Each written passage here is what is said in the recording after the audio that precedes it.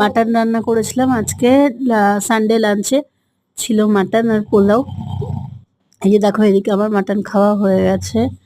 আমি মাটন, আর এদিকে মাটনের একটা বেঁচেও গেছিলো, পোলাও ছিল।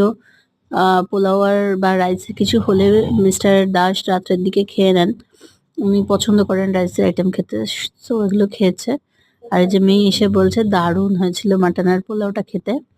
আফটার লাঞ্চ সমস্ত কাজকর্ম সেরে বাসন টাসন ধুয়ে রেখে এসছি, দেখলাম সোনামা এরকম ভাবে বেডরুমটা সাজিয়ে গুছিয়ে দিয়েছে, বিছানা টিছানা করে দিয়েছে, দিয়ে এবার নিজে একটু লাফালাফি করছে আর কি, তার উপরে নাচানাচি করছে। এখন বিকেল হয়ে গেছে, একটুখানি ঘুমিয়েছিল মেয়ে, ঘুম থেকে উঠে তারপর আবার রেডি হয়েছে। ও নাকি আজকে মাদার্স ডে বলে কিছু কিনতে যাবে বাবাইয়ের সাথে, আর আমাকে নাকি সারপ্রাইজ দেবে। চলো দেখি কি সারপ্রাইজ দেয়। নেক্সট ছোট শর্টসে দেখা হচ্ছে।